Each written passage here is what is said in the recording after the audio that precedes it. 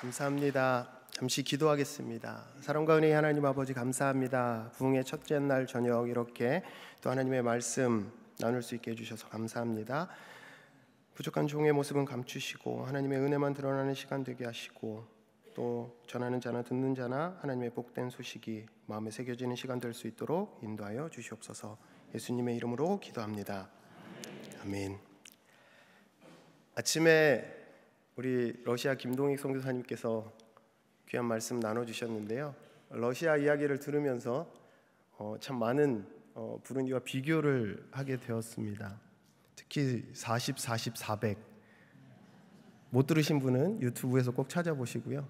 400km는 거리도 아니다라고 말씀하셨는데 부룬디에서 탄자니아 국경까지 얼마나 걸리나 찾아봤습니다. 226km. 부룬디 제가 있는 곳에서 콩고 국경까지 21km. 부룬디는 작은 나라입니다. 낙엽을 쓸면 석탄이 나온다고 하셨는데 저희는 열심히 나무를 잘라서 숯을 만들어서 아직도 사용하고 있습니다. 또 아침에 이제 파송 협동 선교사님이 되신 중국에서 추방된 선교사님들 이야기도 들었는데요. 역사 칼럼에 나온 기사 중에 저희 할아버님 이야기가 있었습니다. 대구 개성학교에서 20년간 교장 선생님으로 섬기셨던 선교사님이 일제에 의해서 추방되셨는데 저희 할아버지가 그 선교사님께 썼던 편지가 역사학자에 의해서 컬럼에 기록된 것을 보았습니다. 추방된 선교사님들은 그 땅을 떠나게 되었지만 그분들이 흘린 눈물과 복음의 씨앗은 중국에서 지금도 열매를 맺고 있을 줄 믿습니다. 어떤 선교사님께서 이 강단에 서본 적이 있냐고 저한테 물으시더니 뒤에도 사람이 있고 앞에도 있고 옆에도 있고 엄청납니다 라고 위로해 주셨습니다. 살짝 오늘 본문의 느낌처럼 앞에는 홍해가 뒤에는 애국 군대가 있는 것 같은 느낌이 들다가도 오늘 말씀의 제목처럼 주님께서 하실 것이라는 믿음을 가지고 이 자리에서 말씀을 전하려고 합니다. 아직도 좀 떨리기 때문에 옆 사람들과 인사를 한번 나눠보시겠습니다. 눈을 바라보시고 참 잘 오셨습니다. 다시 한번 눈을 바라보시고 참 아름다우십니다. 사랑의 눈빛을 옆 사람에게 또 저에게 보내주셔서 감사합니다. 지난 주일 3부 예배 때 우리 선교사님들 앞에서 봉헌 찬양을 드릴 때 입장할 때부터 여러분들께서 얼마나 사랑의 눈으로 바라봐 주시는지 눈물을 흘리시는 분이 보이고 참 너무 감사했습니다. 성도님들께서 그만큼 우리 선교사님들을 위해서 늘 기도하셨고 또 그렇게 같은 마음으로 또 저희들을 바라보고 계신다라는 마음에 큰 은혜와 위로를 저희도 받았습니다. 예전에 어쩌면 지금도 광고 음악에 이런 게 흘러나오죠. 말하지 않아도 알아요. 눈빛만 보아도 알아. 그냥 바라보면 마음속에 있다는 걸. 사랑의 눈빛입니다. 저와 여러분들이 지금 서로를 그렇게 사랑의 눈빛으로 바라보고 계시고 또 그렇게 사랑의 눈빛으로 세상을 바라보는 저와 여러분들의 삶이 될 때 주님께서 우리에게 허락해 주신 복음의 능력이 세상 가운데 퍼져나갈 줄 믿습니다. 의료 선교부가 부룬디에 다녀가셨습니다. 어떤 집사님께서 왜 선교지에 가면 화장실에 거울이 없냐고 하시면서 화장실마다 거울을 달아주고 가셨습니다. 집에 거울 다 있으시죠? 아침마다 거울을 스스로 사랑의 눈빛으로 바라보시고 또 가장 가까이 계신 가족들을 사랑의 눈빛으로 바라보시고 또 그렇게 세상으로 사랑의 눈빛을 흘려보내시면 좋겠습니다. 저희 센터에 있는 클리닉에는요 밤새 기다리는 사람들이 있습니다. 밀려드는 수많은 환자들이 있습니다. 그 사람들을 바라보던 우리 의료 선교팀의 눈빛을 아직 기억합니다. 그리고 그분들이 사랑으로 바라본 그분들의 눈빛을 부룬디 사람들도 기억하고 있을 것입니다. 말이 통하지 않아도 3,000명이 넘는 아이들에게 팝콘과 풍선과 또 사랑의 마음을 나눠준 문화선교팀, 또 의료팀은 1,500명이 넘는 환자들을 섬겨주셨습니다.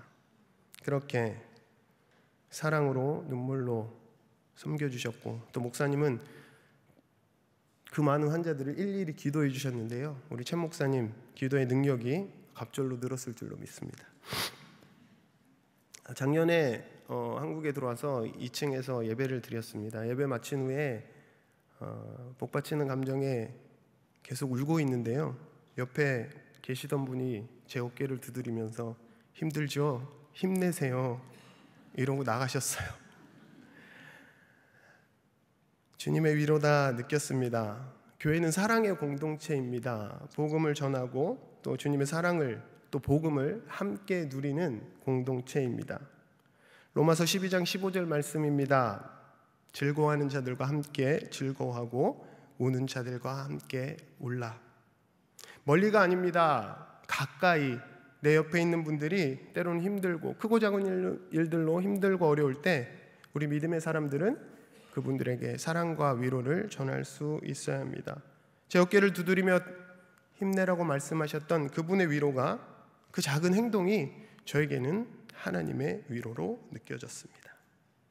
교회에 나와 목사님 말씀을 듣고 은혜로 가득 채워 세상 나가 흘려보내는 저와 여러분들의 삶이 될 때, 그것이 복음의 삶이고, 그것이 우리의 삶을 변화시키고, 그것이 또 세상을 변화시키는 힘이 될 줄로 믿습니다. 어느 식당에 갔더니 이렇게 써 있더라고요. 퍼주는 것이 남는 것이다. 사실 식당은요, 이윤을 남겨야 되는데 그런 분들도 그런 문구를 써놓으셨더라고요. 그런데 교회는 어떻겠습니까? 끝없이 퍼주어야 하지 않겠습니까? 하나님께서는 우리가 퍼줄 때 더 큰 은혜와 사랑으로 우리의 삶 가운데 채워주실 것입니다. 예전 지하수 펌프처럼 펌프질을 하다가 멈추면 꾸르륵 하고 내려가 버립니다. 그럼 다시 퍼올리기 위해서는 마중물도 넣어야 하고요, 더 큰 힘을 들여야 합니다. 계속 흘려보내면 그 물은 멈추지 않습니다. 특별한 사람, 특별한 때가 있는 것이 아닙니다. 사랑, 복음은 선교지에서도, 또 저와 여러분들의 삶의 자리에서도 매 순간 은혜의 능력으로, 복음의 능력으로 그 사랑을 나타낼 수 있어야 합니다.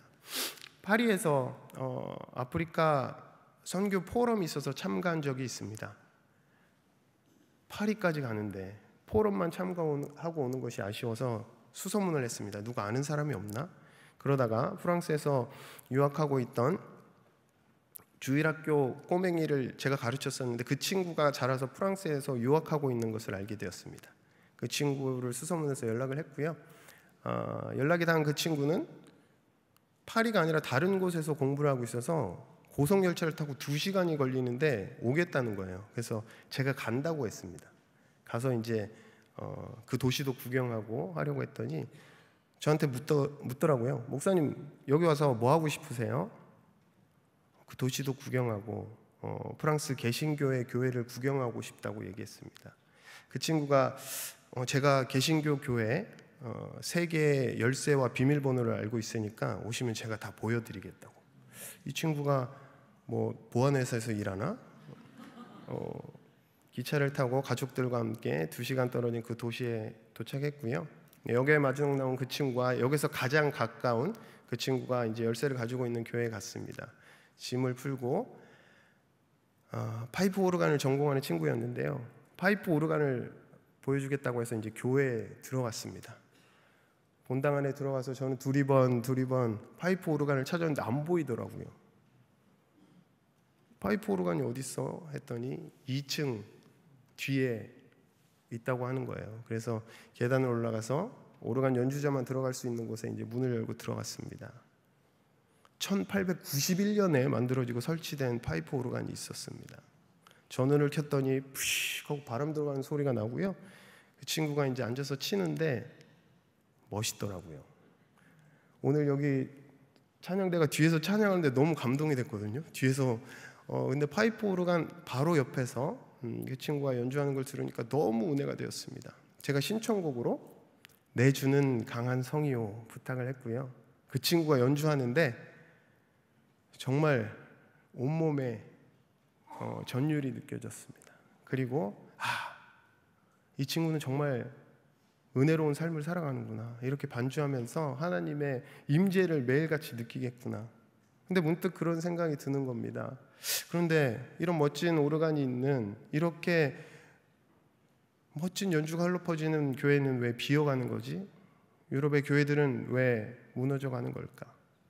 1800년대 이런 오르간으로 하느님을 찬양했던 교회들이 지금 어디가 있는 것일까? 2025년 부룬디의 교회들은 염소 가죽으로 만든 북을 치고 깡통 속에 작은 돌을 넣어 흔들면서 하나님을 찬양하는데 유럽의 교회들은 왜 무너져갈까? 그때 생각이 들었습니다. 이 멋진 악기가 깨끗한 예배당이 하나님을 만나는 곳이 아니라 우리의 마음이 하나님 앞에 설 때, 우리가 준비되고 우리가 뜨겁게 하나님을 찬양할 때 그 자리가 하나님을 만나는 자리고, 그 자리가 하나님께서 역사하는 자리임을 깨달았습니다. 무엇이 중요합니까? 우리 선교부는요, 저희 센터에 있는 교회에서 2시간 넘게 현지인들의 찬양과 춤추며 찬양 예배를 같이 드리고 나서 너무 은혜 받았다고 하시더라고요. 그게 어쩌면 부룬디에서 가장 은혜 받는 순간이라고 말씀하시더라고요. 사무엘하 6장 14절 15절 말씀입니다.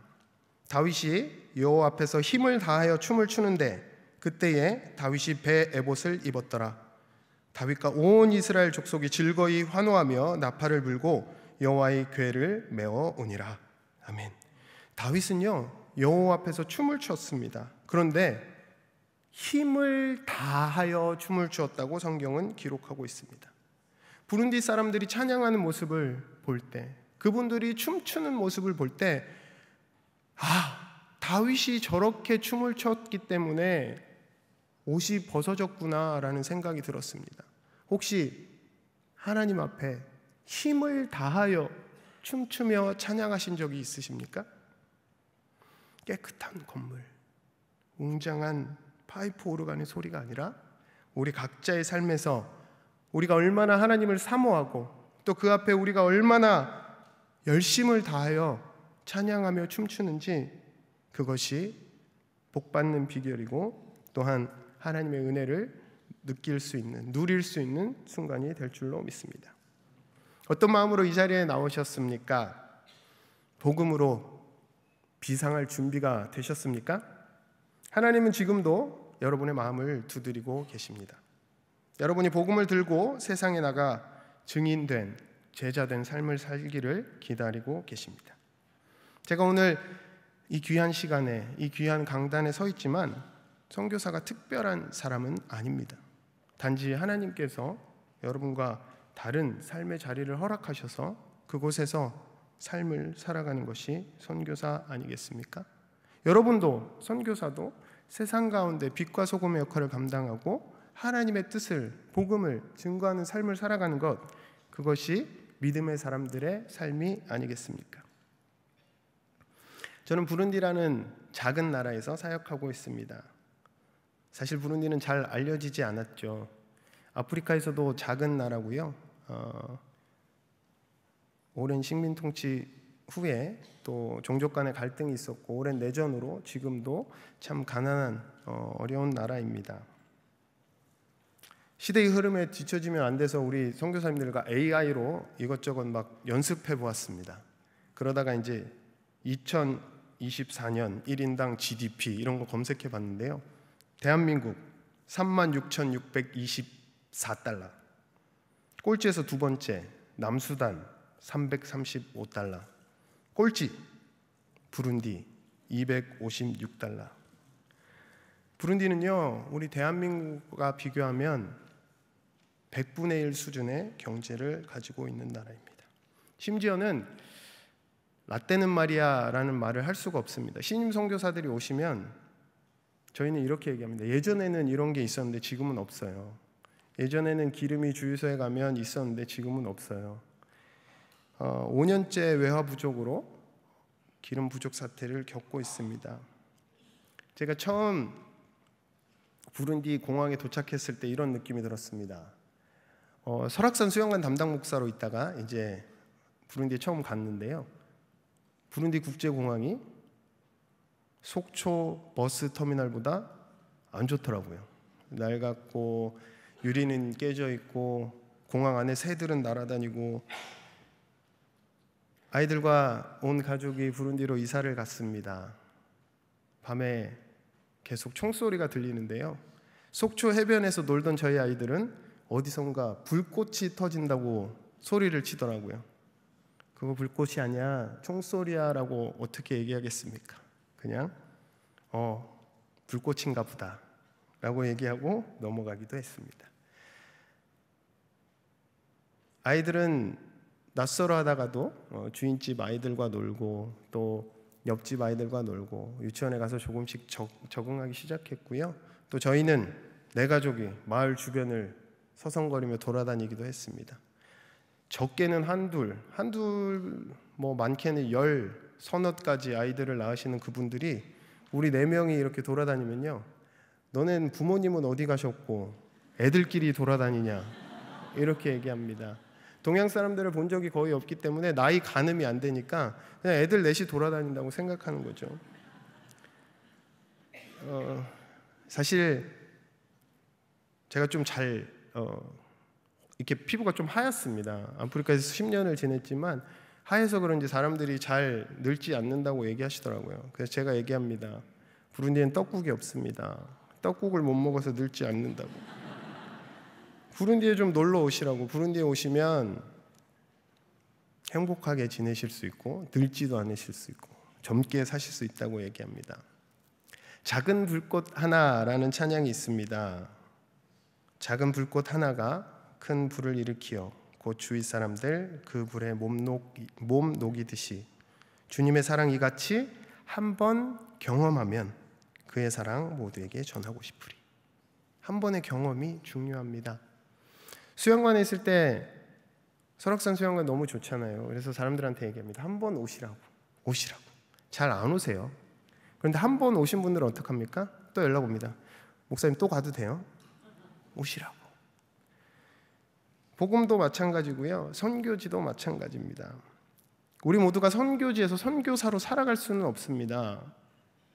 보내는 선교사로 교회를 든든히 지키며 기도하시고 후원하시고 또 교회에 봉사하시고 각자 부르신 곳에서 하나님의 뜻대로 살아가야 합니다. 지난 주일 교회 마당에서 학원 선교하시는 목사님들과 만나 얘기하는데요. 목사님들이 그러시더라고요. 선교사님, 학원이 선교지입니다. 애들의 말을 알아들을 수가 없고요. 애들의 문화들을 알아들을 수가 없습니다. 우리 학생들이요, 미전도 종족입니다. 그러시더라고요. 제가 끄덕끄덕하며 맞습니다. 우리 힘냅시다 그랬는데요. 우리 모두의 삶의 현장에 우리 각자에게 허락하신 복음을 전해야 하는 대상들이 있습니다. 선교사만 이 일을 감당하는 것이 아닙니다. 복음의 능력은 또한 어디서나 나타납니다. 복음의 능력으로 우리의 삶이 채워질 때에 하나님의 능력이 우리의 삶에 나타나고 그 능력을 가지고 복음을 전할 수 있는 우리의 삶이 될 수 있을 줄 믿습니다. 저는 4대째 믿음의 집안에서 태어났습니다. 저희 증조부님도 평양신학교를 나오셔서 목사님이셨고요. 저희 아버지도 목사님이시고 저희 형도 목사고 저도 목사고 제 아내도 목사고 제 여동생 남편도 목사고 집안에 어른들이 모이면 절반 넘는 사람들이 목사더라고요. 선교사님들이 이 땅에 오셔서 많은 학교들을 세우셨습니다. 제가 보니 저희 증조부부터 저까지 선교사님들이 세우신 학교들을 많이 나왔더라고요. 참 감사한 일이죠. 특히 저희 아버지께서 가까이 세문안교에서 부목사님을 하신 적이 있습니다. 그 사역 기간 동안 저도 세문안교회를 다녔죠. 잘 알지도 못하는데 언더우드 선교사님 얘기를 맨날 듣게 되더라고요. 그래서 저희가 초등학생이었는데 그래 나도 선교사가 돼야겠다 라고 마음을 먹었습니다. 그리고 그때부터 넌 꿈이 뭐야? 그러면 잘 모르면서 선교사요. 그렇게 대답했습니다. 제가 다니던 중학교 역시 6.25 때 폐교의 위기에 있던 학교를 레이먼드 프로버스트라는 선교사님과 우리 교단 경동노회가 구입하게 된 학교였습니다. 제가 학교 다닐 때도 레이먼드 프로버스트 선교사님은 백발을 하시고 학교 안을 돌아다니셨고요. 저는 그 선교사님 댁에 가서 놀기도 하고 영어를 배우는 귀한 기회를 얻은 적도 있었습니다. 고등학교 입학을 했더니 장래 희망을 적어내라고 하더라고요. 선교사라고 적었겠죠. 근데 알고 봤더니 제가 조금 잘못 적은 것 같습니다. 앞에 글자 두 글자를 붙였더라고요. 오지 선교사. 저는 몰랐습니다. 그런데 나중에 제 친구가 그러더라고요. 야, 너는 왜 꿈이 오지 선교사야? 무슨 말이야? 우리 아빠 그러던데 너 오지 선교사라고 적었다고? 아버지가 저희 학교 선생님이셨는데요. 그래? 오지에 가려나 보지. 영락교회에서 서초교구와 전도부를 섬겼습니다. 지금도 한국에 들어오면 이제 교구 권사님들을 만납니다. 권사님들 그러십니다. 아이고, 전도사님이 이때 오지로 간다고 하셨는데 진짜 오지에 가셨네. 금세 오실 줄 알았더니 아직도 거기 있냐고. 권사님들 기억하고 계시고요. 저도 기억하고 있고요. 하나님도 기억하고 계십니다. 오지, 그 앞에 두 글자 붙였다고 저를 오지에 보내신 하나님은 우리가 기도한 대로, 우리가 말한 대로 듣고 응답해 주시는 분이십니다. 여러분은 어떻게 기도하십니까? 누군가가 기도 부탁을 할 때 어떤 마음으로 기도하십니까? 또한 어떤 마음으로 기도 부탁을 하십니까? 우리가 기도하면 하나님 들으시고요, 하나님 응답해 주십니다. 제가 권사님들께 그럽니다. 제가 간다고 했잖아요. 기도해 달라고 말씀드렸잖아요. 기도하셨잖아요. 그러면 부룬디에 있는 게 맞죠. 거기서 선교하는 게 맞죠. 그 다음은 하나님께서 하십니다. 복음의 능력으로 또 하나님께 기도한 대로 이루어가는 삶, 그것이 주님께서 인도하시는 삶이 될 줄로 믿습니다. 오늘 함께 읽은 본문 13절 상반절에서는요, 이렇게 기록합니다. 모세가 백성에게 이르되 너희는 두려워하지 말고 가만히 서서 여호와께서 오늘 너희를 위하여 행하시는 구원을 보라. 14절에서는요, 여호와께서 너희를 위하여 싸우시리니 너희는 가만히 있을지니라 라고 말씀하십니다. 바로도 하나님께서 내리신 10가지 재앙을 경험했습니다. 이스라엘 백성도 다 경험했습니다. 하나님의 능력을 이제 알만합니다. 그럼에도 불구하고 또 바로는 이스라엘 백성을 그냥 보낼 수 없어 모든 군대를 동원하여 쫓기 시작합니다. 또한 본문의 말씀처럼 이스라엘 백성은 두려워하고 있습니다. 그런데 믿음의 사람 모세는 어떻게 말합니까? 두려워하지 말고 가만히 서서 여호와께서 오늘 너희를 위하여 행하시는 구원을 보라고 말하고 있습니다. 여호와께서 행하실 때는 두려워할 것이 없습니다. 그저 가만히 서서 여호와께서 우리를 위해 행하시는 것을 보면 되는 것입니다. 하나님께서 어떻게 일하십니까? 19절 말씀입니다. 이스라엘 진 앞에 가던 하나님의 사자가 그들의 뒤로 옮겨가매 구름 기둥도 앞에서 그 뒤로 옮겨 애굽 진과 이스라엘 진 사이에 이르러 서니 저쪽에는 구름과 흑암이 있고 이쪽에는 밤이 밝음으로 밤새도록 저쪽이 이쪽에 가까이 못하였더라. 아멘. 하나님의 사자가 또 구름 기둥이 뒤쪽으로 향했습니다. 이스라엘과 애굽 군대 사이에 서서 가까이 오지 못하게 하고 있습니다. 그 다음에 어떤 일이 벌어집니까? 우리가 잘 아는 홍해 사건이 일어납니다. 머릿속으로 떠올려 보십시오. 홍해가 어떻게 갈라졌는지. 영화를 보셨거나 성경을 읽으며 머리에 생각하신 이미지들이 있지 않습니까? 물이 갈라졌고요, 마른 땅이 되어 이스라엘 백성이 건넜습니다. 잠깐 지리 공부를 해볼까요? 애굽이 있는 곳에서 가나안 땅으로 가기 위해서는 어느 쪽으로 향해야 합니까? 동쪽으로 가야 합니다. 애굽이 서쪽에 있고요, 가나안 땅은 동쪽에 있습니다. 홍해는 그 가운데 있었지요. 21절 말씀, 모세가 바다 위로 손을 내밀매 여호와께서 큰 동풍이 밤새도록 바닷물을 물러가게 하시니 물이 갈라져 바다가 마른 땅이 된지라. 아멘. 큰 동풍이 밤새도록 바닷물을 물러가게 하시니라고 기록하고 있습니다. 큰 바람이 불었습니다. 그냥 바람이 아니고요, 큰 바람, 이렇게 말씀하시지 않았습니다. 오늘 본문에는요, 큰 바람이 아니고요, 큰 동풍이라고 구체적으로 기록하고 있습니다. 동풍은요, 동쪽에서 불어오는 바람입니다. 밤새도록 서풍이 불었다면 이스라엘 백성 앞에서부터 물이 갈라졌을 겁니다. 그런데 이스라엘 백성이 서 있는 홍해 앞이 아니라 동풍, 저 멀리 바다 끝에서 바람이 불어오게 하셨습니다. 밤새도록 동풍을 일으키신 하나님, 그리고 그 바람으로 물을 가르셨고 마른 땅이 드러나게 하셨습니다. 이스라엘 진에 앞장서 가던 하나님의 사자와 구름 기둥이 뒤를 막고 있고요. 그 상황에서도 이스라엘 백성은 불안해했습니다. 두려움에 떨었습니다.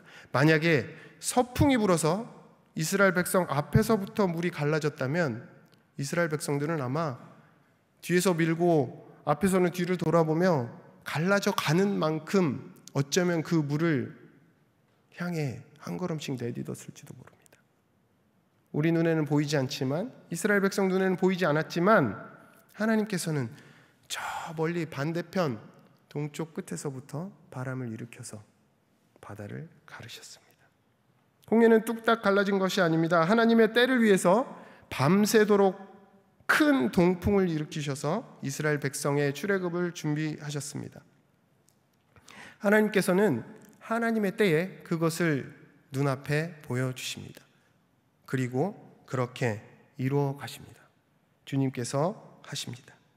우리에게 늘 좋은 것 주시는 분이시기 때문에 우리의 눈에 보이지 않는 지금 이 순간의 무언가도 하나님께서는 준비하고 예비하고 저와 여러분들의 삶에 좋은 것들을 위해서 준비하고 계심을 믿고 나아가는 저와 여러분들의 삶이 되실 수 있기를 바랍니다. 제가 공대를 나와서요, 이제 다시 과학 시간이 되어 보겠습니다. 또 하나는 비열에 관한 겁니다. 과학 시간에 다 배우셨을 텐데, 물은 비열이 높습니다. 그래서 물하고 땅이 있으면 물이 천천히 데워지고 천천히 식습니다. 밤이 되면요, 물이 더 따뜻하기 때문에 물 위에 있는 공기가 상승해서 육지에 있는 공기가 바다로 바람이 불어대어 나아갑니다. 그러니까 생각해보면 마찬가지입니다. 과학적으로는, 자연적으로는 서풍이 부는 게 맞다라는 얘기입니다. 그럼에도 불구하고 천지를 창조하신 하나님께서는 자연의 이치, 과학의 원리 상관없이 하나님의 뜻과 계획대로 큰 동풍을 밤새도록 불게 하셨다라는 겁니다.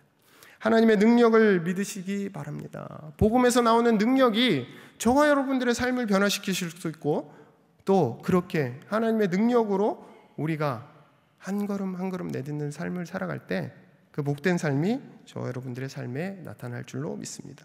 우리 눈에는 불가능해 보이고 지금은 어쩌면 아무것도 일어나지 않는 것 같지만 하나님께서는 이미 준비하고 계십니다. 우리가 믿고 기도할 때에 하나님께서 저와 여러분들의 삶을 변화시켜 주실 줄 믿습니다.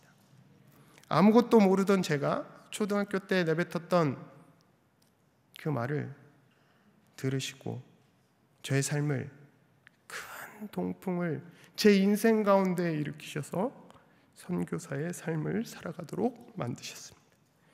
오지라는 단어를 썼는지 기억도 못하는 저에게 하나님은 그 단어들을 생각나게 하셨고 다시 그렇게 부룬디로 저를 보내셨습니다. 그래서 감사하고요.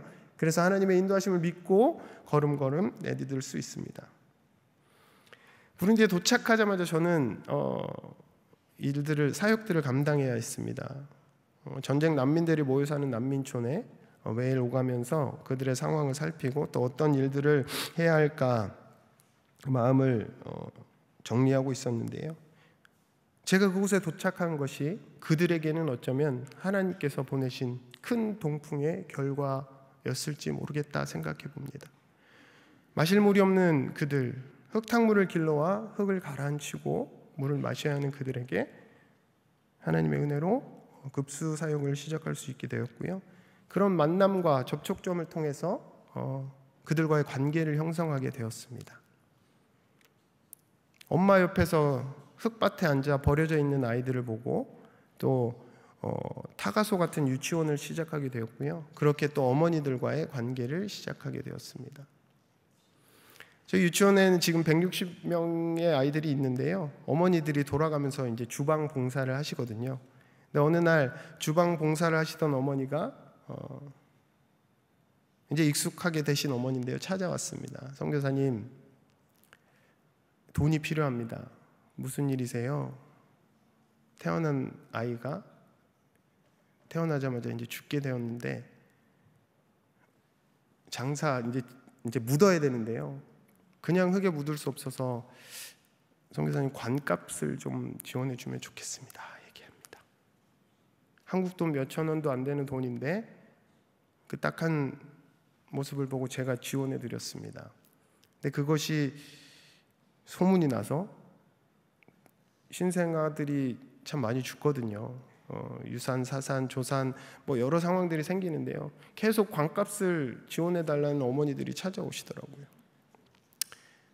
제 마음에 하나님께서 그런 생각을 주셨습니다. 죽은 아이들 관값을 지원해 주는 게 무슨 의미가 있니?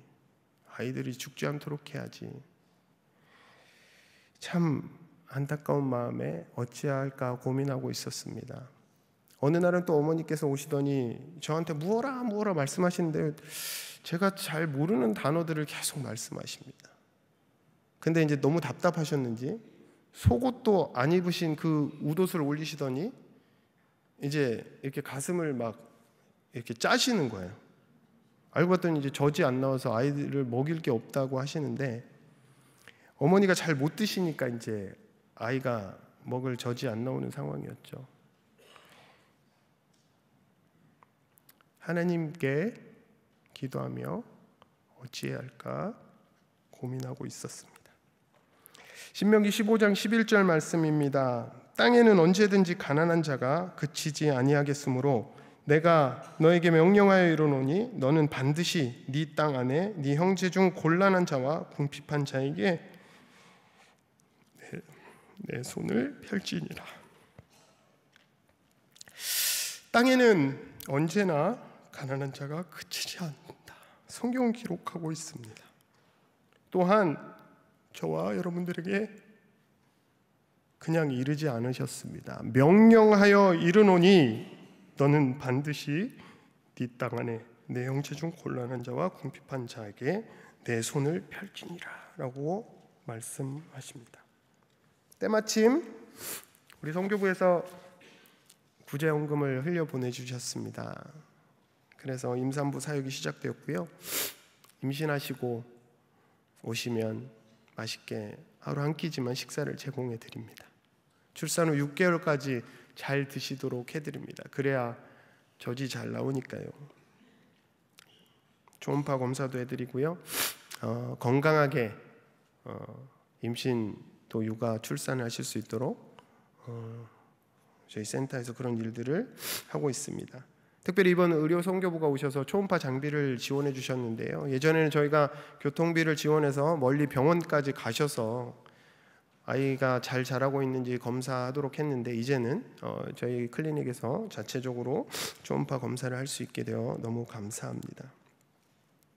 아이가 태어나면 코로나 전에는 가정신방을 다녔습니다. 제가 그 지역의 난민촌에서 돌아다니는 것을 정부에서 불안해해서 저희 센터에 경찰 7명을 보내서 센터를 지키도록 해주셨는데 제가 신방을 가면 경찰이 제가 돌아다니는 게 불안하니까 총을 들고 앞장서 갑니다. 출산한 아주머니들이 아이를 메고 뒤따라 가시고요. 저는 선물로 줄 대형 타올과 비누를 들고 쫓아갑니다. 신방 가는 거죠. 그럼 온 동네 아이들이 쫓아옵니다. 그렇게 온 동네를 신방하며 싸돌아다녔습니다. 그것이 저의 일이었고 아이를 축복하고 가정을 축복하는 길이었습니다. 교회에 나온 아이들을 안고 기도합니다. 축복 기도를 합니다. 그런데요, 기저귀도 없고 그냥 천 이렇게 들어오고 있는 아이들은 사실 바다 안으면 축축합니다. 땀인지 오줌인지. 그래서 정말 미안하지만 이렇게 안전거리를 두고 기도하죠. 제 아이들 문제 때문에 힘들어했던 적이 있습니다. 지금은 웃으면서 주아 섭리, 너네 부룬디에서의 공생의 8년이 끝났으니 케냐에 가서 있어라고 지금 케냐에 가 있는데요. 저희 아이들 때문에 제가 너무 힘들어하면서 기도를 했는데 어느 날 태어나서 처음 교회에 안겨온 아이들을 받아들였을 때 하나님께서 그런 마음을 주셨습니다. 평화야, 주아나, 섭리나, 네가 안고 있는 부룬디 아기나 내게는 다 똑같아.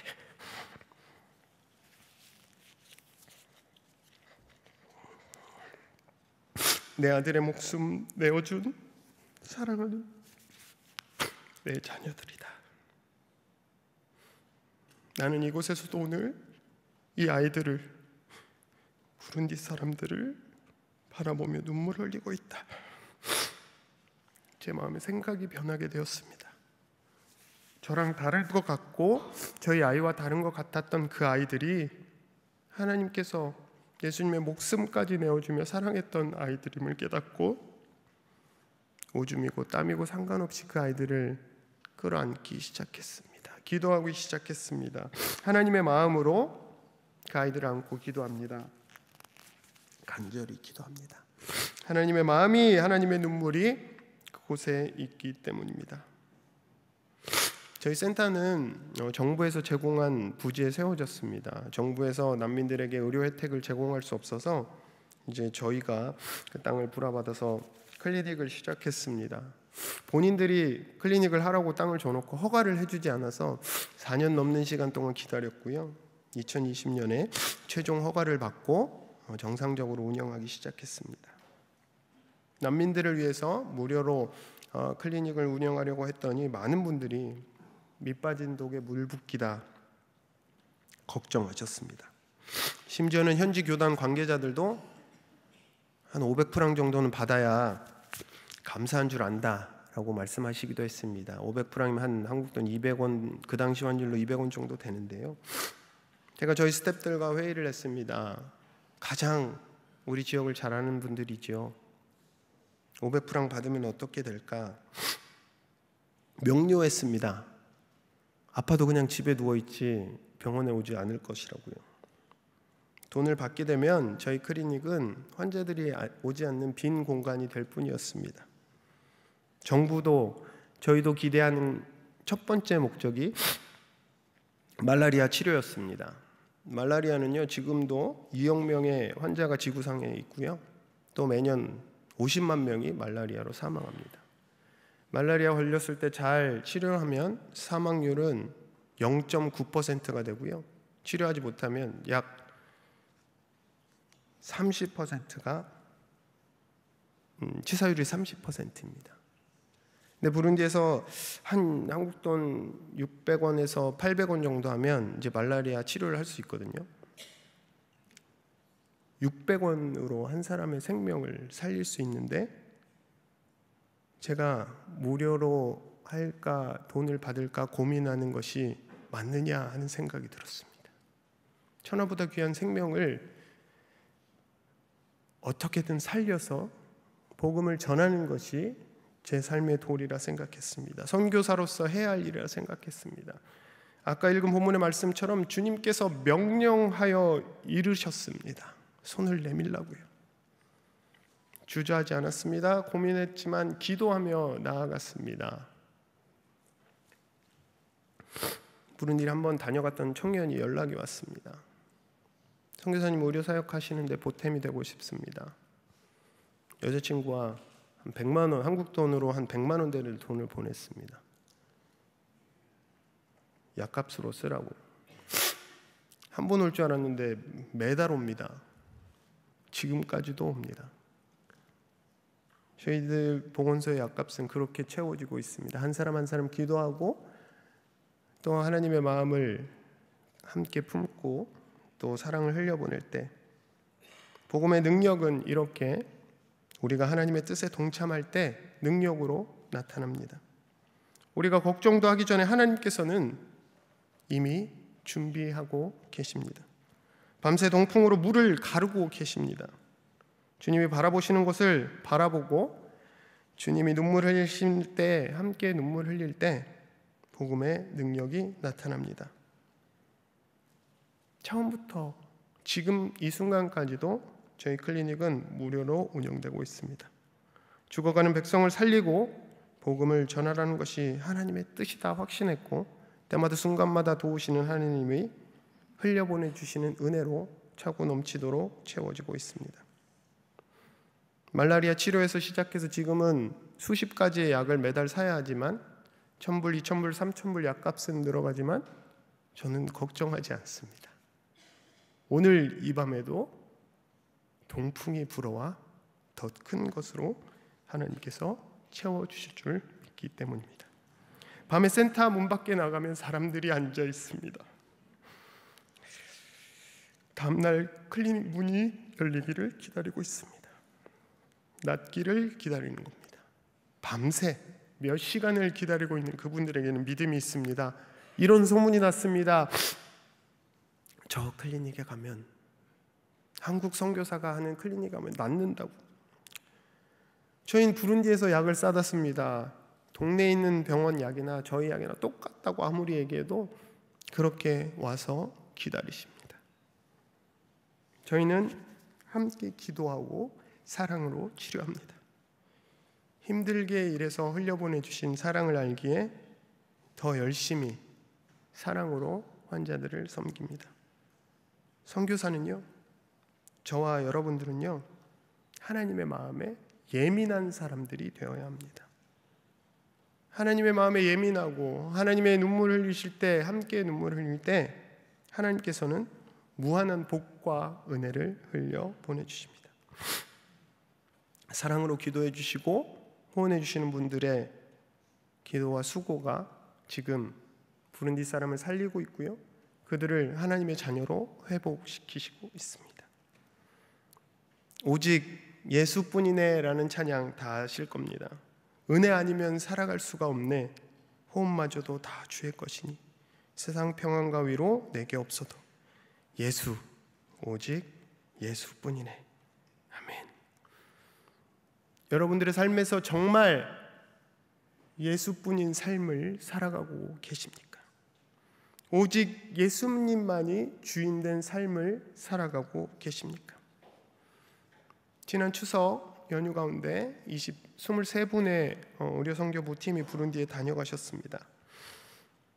선교팀을 맞을 준비를 열심히 한다고 했는데도 많은 것이 부족했습니다.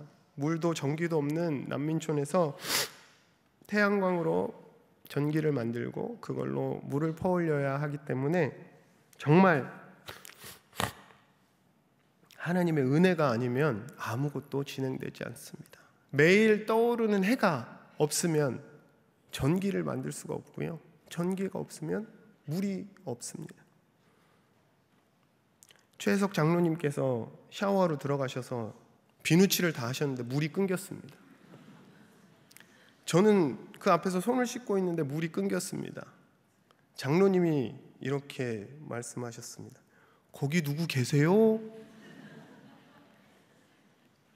저도 물이 끊긴 걸 보았기 때문에 죄송한 마음에 예 그랬더니 강병화 선교사님께 물 끊겼다고 얘기해달라고 하셨어요.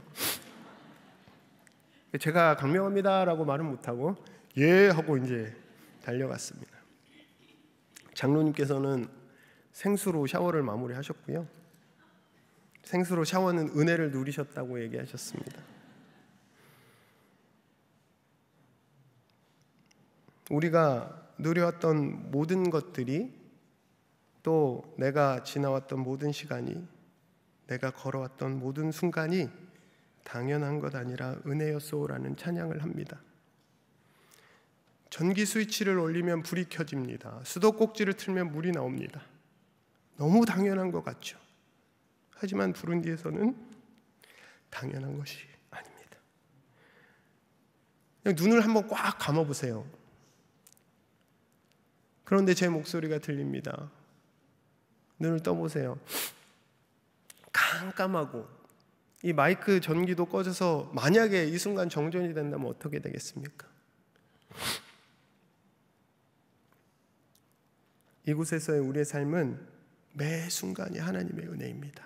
우리가 잊고 살아갈 뿐이지 하나님의 은혜가 차고 넘치는 삶을 우리는 살아가고 있습니다.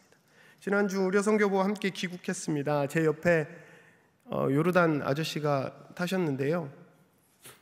이렇게 TV 화면으로 무슨 영화를 보시는지 정말 하하하하 하고 소리내서 계속 웃으면서 영화를 보시는 거예요.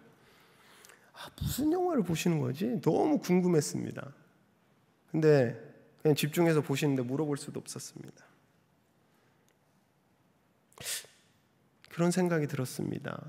우리의 삶이 누군가에게 궁금해하게 만드는 삶이면 어떨까?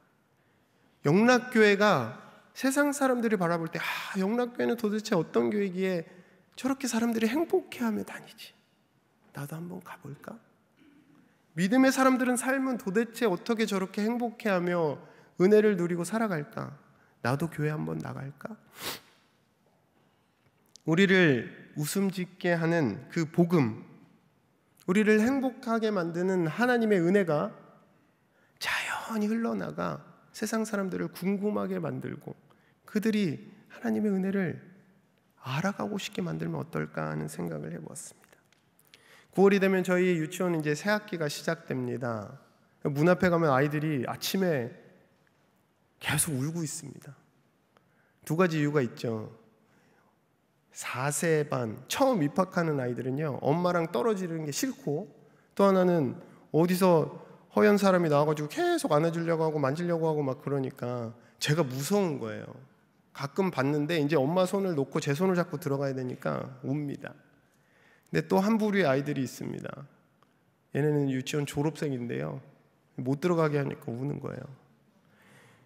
유치원에서 주는 맛있는 밥, 재미있게 노래하고 성경 말씀 외우고 찬양하고 너무 좋아서 들어가고 싶은데 못 들어가게 합니다.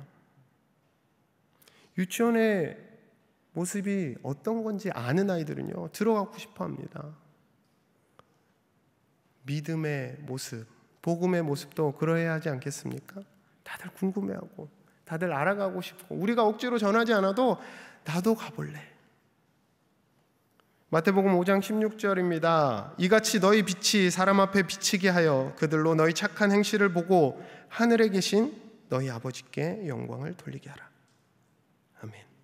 우리 행동 하나하나가 이렇게 중요합니다. 세상에 행하는 우리의 착한 행실들이 하나님께 영광을 돌릴 수 있게 하는 것이죠.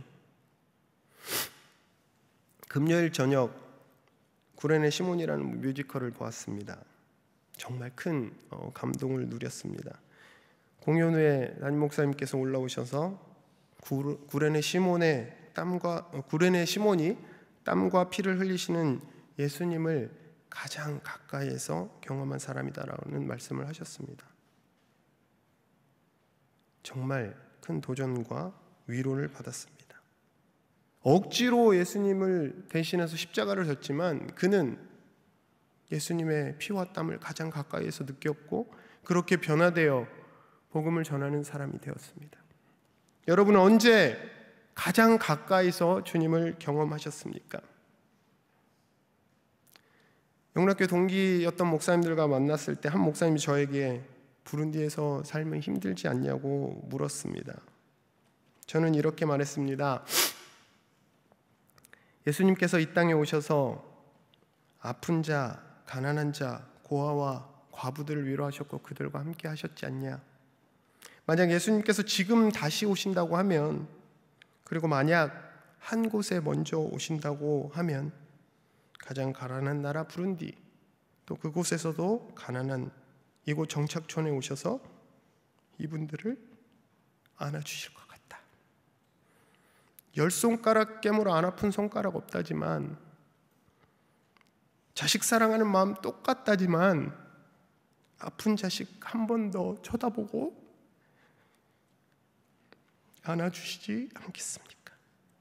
저는 친구들에게 얘기했습니다. 나는 선교사로 부른 데에 살고 있지만 주님 오실 것을, 또 주님 오신다면 가장 먼저 주님을 만날 것을 준비하는 사람이다라고요. 여러분들의 삶은 어떻습니까? 선교는 선교사가 하고, 선교사가 선교할 때 주님 다시 오시고 한다라고 생각하십니까? 그렇지 않습니다. 저와 여러분들의 삶이 우리에게 허락한 하나님의 명령을 행할 때 주님께서 이 땅에 오실 것입니다. 우리가 언제 주님을 만날 수 있습니까? 내가 죽거나 주님이 다시 오셔야 하지 않겠습니까?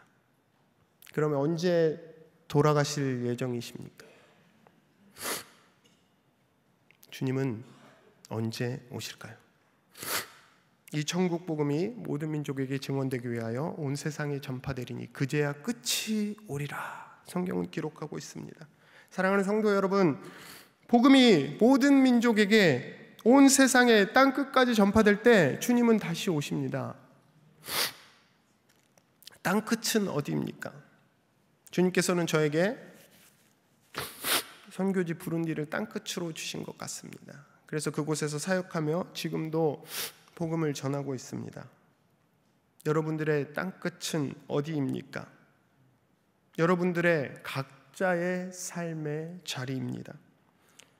지난 추석 명절 1년에 한 번 만날까 말까한 믿지 않는 가족이나 친척, 혹은 믿지 않는 직장 동료나 어쩌다 마주치는 사람들, 하나님께서는 오늘도 여러분들에게 여러분들이 복음이 전할 것을 기다리고 계십니다. 다른 사람 다 예수 믿어도 저 사람 안 믿을 거야 라고 생각하는 사람 있지 않으십니까? 그럼 그 사람에게는 누가 복음을 전합니까? 내가 포기한 그 영혼이 언젠가는 복음을 전하려고 미뤄둔 내 가족 중에 한 사람이 어쩌면 여러분들의 땅끝입니다. 여러분들이 그들에게 복음을 전할 때 잃어버린 영혼이 회복되어질 것이고, 그렇게 주님 다시 오실 날이 하루 앞당겨져 올 것입니다. 찬양을 할 때뿐만 아니라 매 호흡이 하나님의 은혜임을 기억하시면 감사가 넘쳐날 것입니다. 우리의 삶이 누군가가 궁금해하는 삶이 될 것입니다. 그것이 복음의 능력입니다. 인간적인 모습으로 생각해 보면 참 열악한 선교지가 많습니다. 하지만 선교사들은 행복한 사람들입니다. 주의 사자가 구름 기둥이 어려움을 막아줍니다. 어느 선교사의 기도처럼 아무것도 눈앞에 보이지 않을 때가 있습니다. 하지만 지금도 하나님께서는 큰 동풍을 일으켜 마른 땅을 만들고 계십니다. 선교사는 하나님의 은혜를 함께 경험하기 위해서 여러분들에게 기도 편지를 보내기도 합니다. 여러분들을 선교의 자리로 초대하는 사람들입니다. 복음의 능력, 하나님의 은혜를 함께 경험하고자 저도 지금 이렇게 여러분들에게 말씀을 증거하고 있습니다. 우리 영락교회는 정말 많은 선교를 국내외적으로 감당하고 있습니다. 나 하나쯤 빠져도 되겠지 생각하지 마십시오. 믿음으로 동참하십시오. 주님의 일에 동참할 때 어쩌면 억지로 예수님의 십자가를 대신 진 구레네 시몬처럼 우리는 가장 가까이에서 주님을 경험하게 될 것입니다.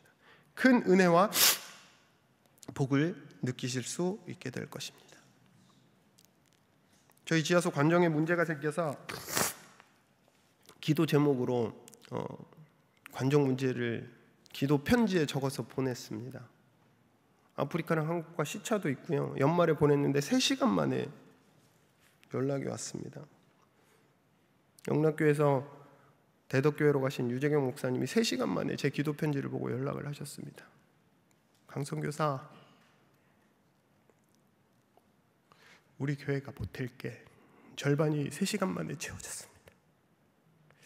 또 영락교회에서 사역을 나가신 분당 아름다운 교회 이관용 목사님이 또 얼마 후에 연락이 와서 또 절반이 채워졌습니다. 미국에서 어떤 교회에서 또 사랑을 흘려보내서 채워주셨습니다. 그리고 나서 관정 문제를 얘기하며 전화 온 분들에겐 제가 말씀드렸습니다. 마감되었습니다. 다른 곳으로 흘려보내시면 됩니다. 주저하지 마십시오. 혼인잔치처럼 문이 닫힐 수 있습니다. 하나님께서 말씀하실 때 믿음으로 걸음을 내디드셔야 합니다.